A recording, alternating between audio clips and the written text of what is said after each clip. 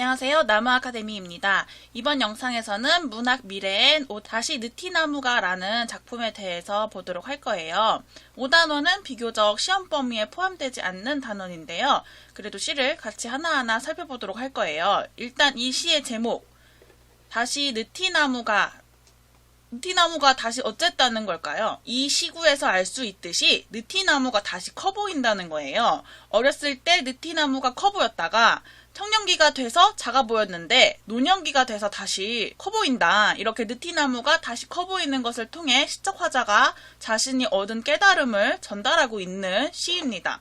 방금 말했듯이 느티나무는 어렸을 때, 즉 유년기 시절, 그리고 청년기, 장년기 시절, 그리고 노년기 시절에 계속 등장하죠. 따라서 고향집 앞 느티나무는 시간의 흐름 속에서도 일관된 공간적 배경을 형성하는 기능을 합니다. 그리고 시적 화자에게 성찰을 유도하고 깨달음을 주는 기능을 해요. 이렇게 느티나무의 역할을 묻는 문제가 반드시 출제됩니다. 그러면 시를 같이 읽어보도록 할게요. 고향집 앞 느티나무가 터무니없이 작아 보이기 시작한 때가 있다. 그때까지는 보이거나 들리던 것들이 문득 보이지도 들리지도 않는다는 것을 알면서 나는 잠시 의아해하기는 했으나 내가 다 커서거니 여기면서 이게 다 세상 사는 이치라고 생각했다. 고향집 앞 느티나무가 커 보였는데 갑자기 터무니없이 작아 보이기 시작한 때가 있대요. 유년기 때는 커 보였다가 청년기, 장년기 시절에는 작아 보인다고 말하고 있어요.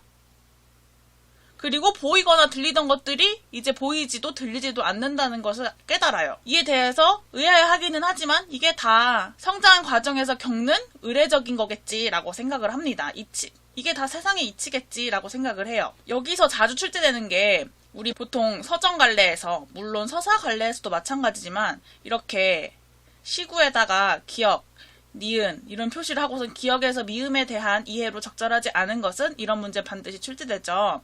이 시도 마찬가지로 이런 문제가 출제되는데 이 부분에 니은 표시를 한 다음에 니은 나는 이전에 보고 들었던 것들이 사라지면서 두려움을 느꼈겠군 이런 선지가 출제됐어요. 틀린 내용이죠. 여기서 시적 화자의 두려움이라는 정서는 드러나지 않아요. 그냥 의아해했을 뿐이에요.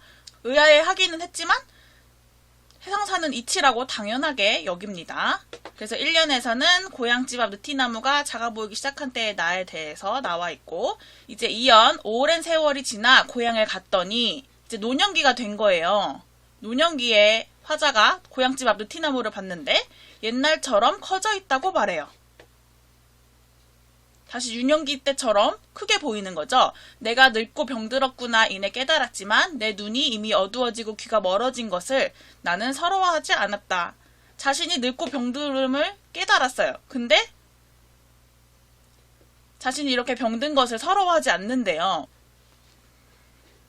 왜냐면 다시 느티나무가 커진 눈에 세상이 너무 아름답다고 말하고 있어요. 그래서 서럽지 않대요. 즉 세상에 대한 인식이 확장되어 세상을 더 아름답게 볼 수 있기 때문에 서러워하지 않고 늙고 병든 상황에 대해서 오히려 자족감을 느끼고 있는 거죠.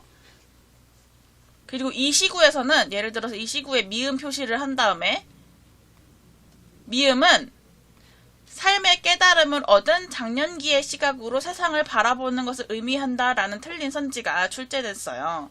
장년기가 틀렸죠. 노년기죠. 노년기.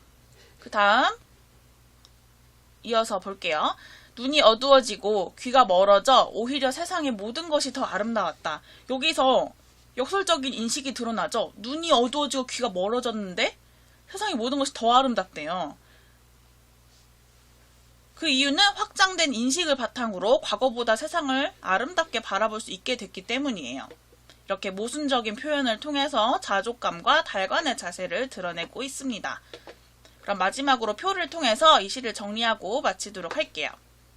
이 시는 성찰적이고 고백적인 성격을 가진 시예요. 제재는 고향집 앞 느티나무이고 주제는 사물의 인식 변화를 통한 삶의 성찰, 늙어가는 것에 대한 자족감과 달관입니다. 특징은 시간의 흐름에 따라 시상을 전개하고 있다는 것이에요. 유년기에서 청년기, 장년기, 그리고 노년기까지 시적 화자의 느티나무에 대한 태도가 나타나 있죠. 그리고 일상적인 경험을 평이한 시어로 진솔하게 표현하고 있다는 것도 특징이 되겠습니다.